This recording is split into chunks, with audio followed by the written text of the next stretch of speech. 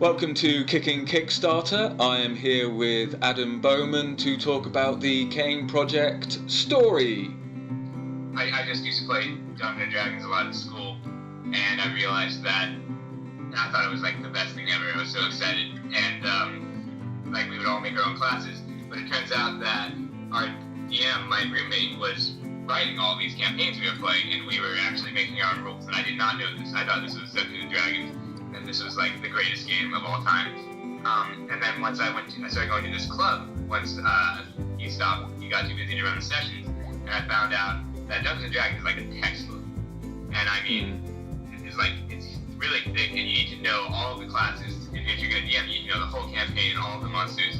Yeah, I used to read the campaign manuals and look at the pictures. I loved it. Yeah. Like, I still loved it. I would read through the whole book, cover to cover, so that kind of thing was fascinating for me. But I was trying to convince my friends back home when I came home from school to play, and I'm like, guys, you gotta try this. Trust me, this is great. And some of them couldn't get into the idea of playing as another person, and some of them didn't want to like put the time in to write their own stuff, and some of them just didn't, like, they were so turned off by the idea of these textbooks. So story started out as like what is now Myth was story. Like me and my roommate and some other friends of ours were just making our own tabletop game, and it was a lot of fun. But we lost people. People get busy at school. Like your freshman year isn't so bad, but by the time you're in junior year, you've got a lot of class and exams. Then I finished school, and I wanted to keep making this game, but I mean, there's not a lot of money. Like, you can make a tabletop, and that's great, and people will play it, and it's fun. But I wanted to give it away for free, and I wanted it to be good, and there's not really any money in that. And also, I had a job, but not everyone's able to, like, take that kind of time. People have jobs and kids and whatever. And, like, I realized that my roommate had written, like, hundreds of pages, and he hadn't seen anything for it. So if people could have like a part-time job making games, or just kind of work their way into it, or get paid for some ideas without, like, some people aren't great writers, but they're working on it, but they have these ideas that they want to see fulfilled. And story is it's a system for generating games based on that kind of principle. We're trying to give people opportunities to, and I say we a lot, and I usually mean but I feel bad saying that. Just because we've lost a lot of the original people, and we have our teams in such flux all the time. But we have some good people. We have a lot of good people. All right. How many people are working on it at the moment? Well, right now it's me, and then I've got a guy who helps. I don't know what his title is. He helps with artistic stuff, things like business cards, and he works on a website. And then we have an actual artist. And like our artistic guy does animations and stuff. We have an artist named James Shields, and he's really good. He did most of the artwork on the page. And then a designer and 2 programmers and a few, like 2 or 3 people who just do some design work and help me like try to spread the word about the Kickstarter and such. And then we have 8 or 9 people who have been on the team, and most of whom will still help out from time to time, but don't want to, or can't help on the project anymore for various reasons. All right, so it's been a changing team then, yeah. But you're still definitely all working quite hard towards it. And it says on your Kickstarter page that it can basically be played on all devices, or you want it to, yes. Like the computer, the tablets, the mobiles, and any other system.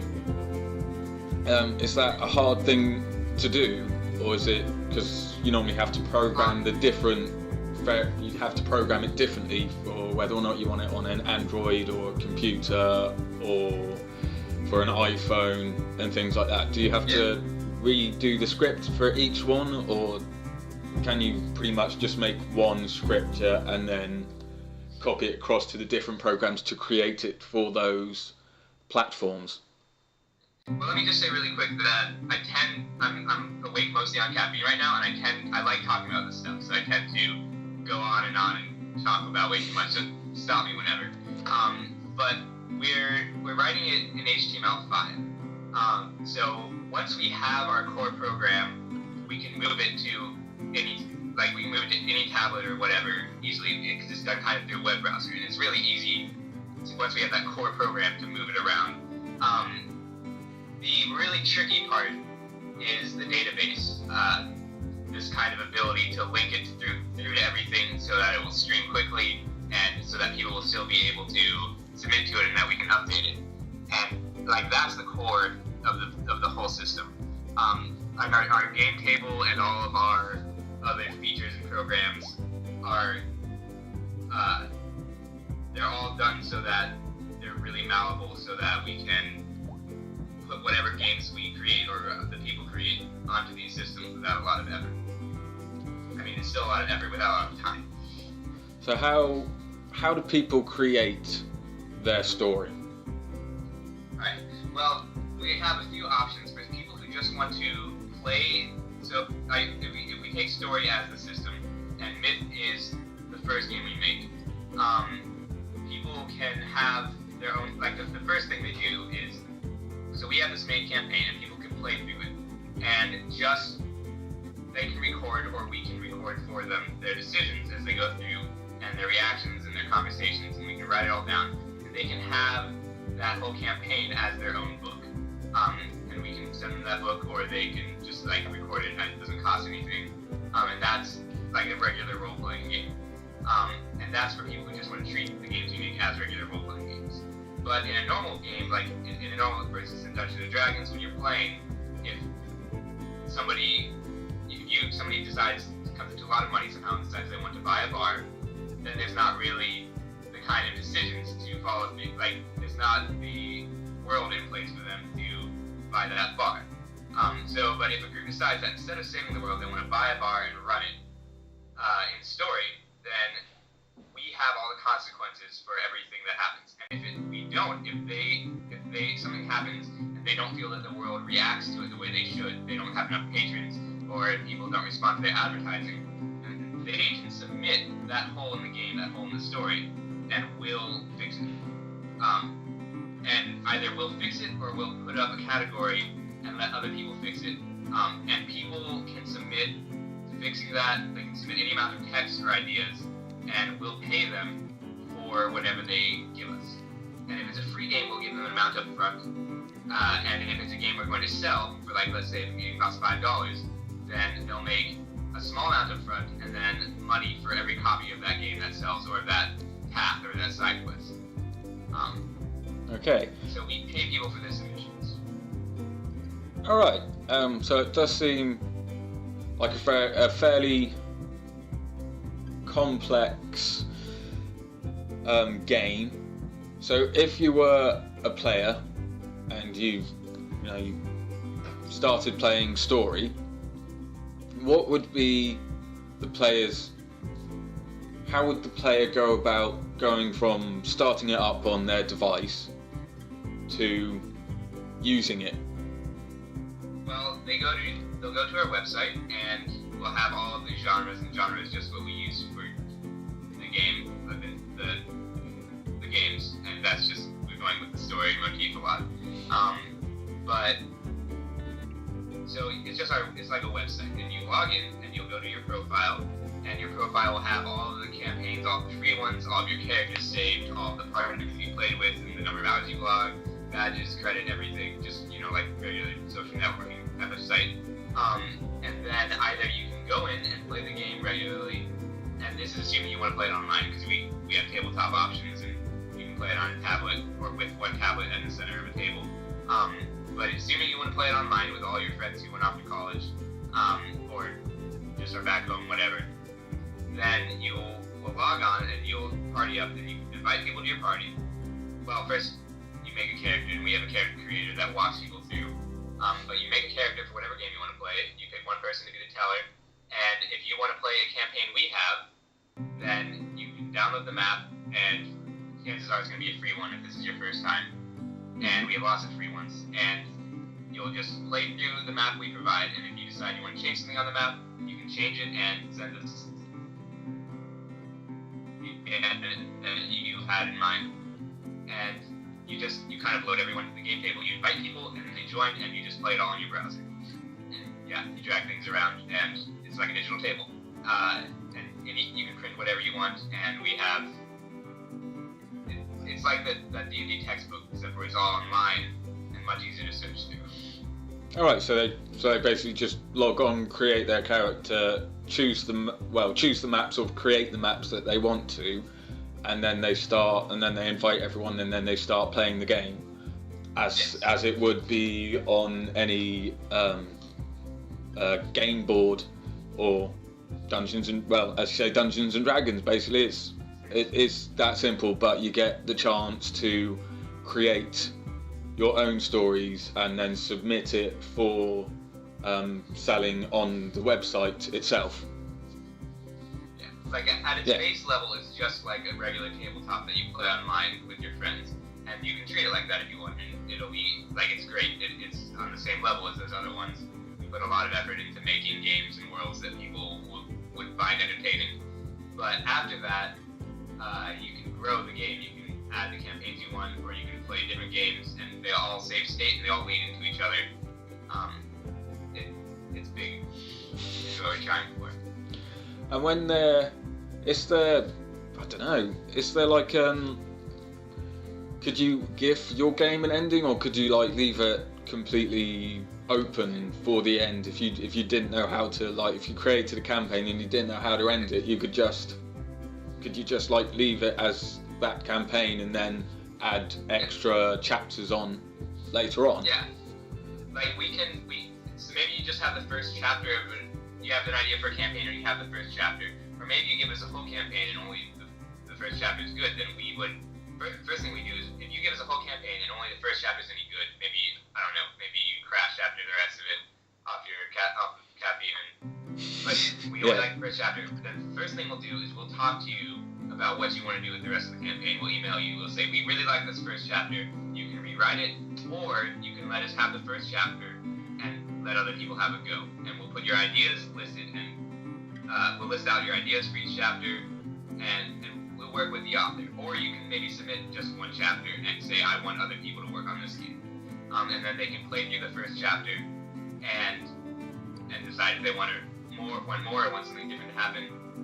But the way Myth is we actually have our first campaign for Myth, and it's a complete story. It takes like 10 to 15 weeks based on how quick you are, and you play through the whole story, and you beat the boss at the end. And then afterwards, you can keep those characters and play through campaigns with those characters if you want to, or you can just you can play through other campaigns with those characters. But like our first campaign, it's called Myth Magnum Opus, is a complete. I move my hands a lot. Sorry. That's alright. It's a complete campaign by itself, and you can play through it, and that would be one whole game. But within the world of Myth, that any campaign that takes place within that world is going to be a new campaign that people can submit. And our first campaign will always be a whole story from start to finish for each genre or world. Yeah. So when people create their campaigns, they can't just simply come up with a load of bog standard kind of quick campaigns, kind of wing it kind of thing. They actually do have to work on it before it is launched for a sale or for purchase by other players. They actually have to work to make it a good whole product. Even if they release it in stages, they still have to have an idea of where it's going, rather than just give you a chapter and then you never hear from them ever again, or they give you like a 10-minute thing. Well, not necessarily. Like, if they give us like a page with some ideas on it, then it's case by case. If we like the idea, we'll say we like this, we want to do more with it. You screen it for. You definitely make sure that it's quality. That you definitely make sure that it's good quality that you're releasing out there, rather than just loads and loads of random things and getting the system and the network clogged up. You do root out the quality goods and make sure that the players who buy these other campaigns from other players are getting good quality and good, bang for their buck, really, as they play the game. Well, we're not so afraid of. We're doing everything we can. We're taking all those ideas. Like even if it looks like you're full of typos, we're putting a lot of effort into avoiding this clogged up problem of things being clogged up. And it's really just a number of hours, sheer manpower to get through all of the content that's submitted to us. But it's not just campaigns that we take. We'll take artwork or animations or maps for existing campaigns, but also the way Myth is run, we have this primary campaign that you can play through, but it's going to be one character creator for all the other campaigns for Myth that you can play through. And let's say we have, like, our 3 base classes are Rogue, Fighter, and Scholar, and let's say we need a spell for Scholar at level 3. We'll put that up and say we need a spell for Scholar at level 3. We're missing a fire element. It needs to have this, and somebody will submit an ability, just the text and the damage, and then somebody else will balance it, and a third person just comes up with the name for that, and then a fourth person maybe comes up with flavor text for that. All 4 of those people would receive money for that. So it's not necessarily just full campaigns. And the way we're going to organize things is it'll be submit here for the name, submit here for the full ability, submit here for the flavor text, and we'll give you money for pieces. And then we'll have another, I don't want to say pile, but a pile where you can submit everything, every random idea you might have, and we'll look through all of that. It just might take a little while. So you basically put it down into different groups and different tiers, Yes. basically, and Right. it's definitely a community projects within the game. So you're basically giving them, like you say, the full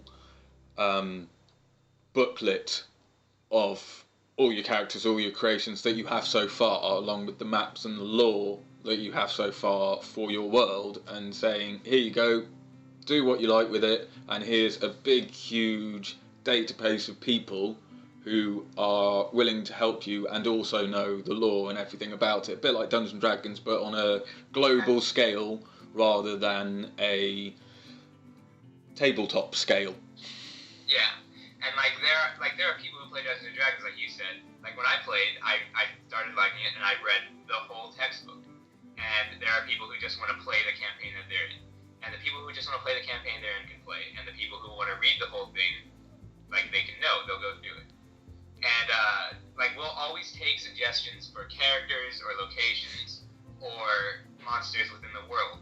And the way our database is done and our editors are, we can actually, like, let's say you suggest the idea for a monster or a plant, and it doesn't make sense for that not to be in that location. We'll go through all of the existing campaigns and actually plug up plot holes. Like, it's not quite a rewrite, but we'll fix everything so that whatever creation, whatever creature we just added fits into the world right. Yeah, you basically just check them all so that it is smooth and does fit within the lore of your thing. You're not really you're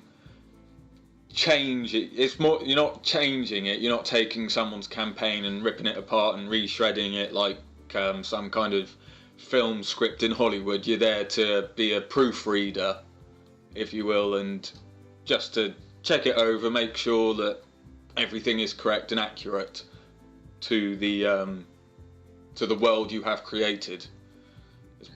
Like, the example we always used was in Pokemon. Like, how do you not notice that there's another stage before? Because like in the first generation they have Chansey, and the second generation they have Happiny. How do you not notice that Happiny turns into Chansey? And like, it's really simple. We would go back to the base generation and put in that Happiny does in fact evolve into Chansey, and that we knew the whole time. That drives me crazy. Pokemon has so many plot holes. Yeah. I don't like plot holes like that. No, not huge plot holes. No, not massive character plot holes. And what do people get for backing your Kickstarter campaign for story? Well, one thing that I noticed from existing campaigns is that they don't give you anything when you back a lot of campaigns. They'll give you, like, $1 will get you a thank you, and then they'll make a board game, and you won't get anything before $50. So $1 gets you our whole first game. Like you'll get a PDF copy, we'll add it to your profile, you can play through it as much as you want. And I should mention that some pieces of it'll probably continue to be $1 the whole way through. And like you get beta access, you can imagine your profile, and all the way up. What we did was we made the rewards at what they would cost once the game released, and basically it took at least 50% off all of them. Like we tried to really give people a lot for each reward. So $1 will get you the game. I don't remember exactly what was at $2, but $2 gets you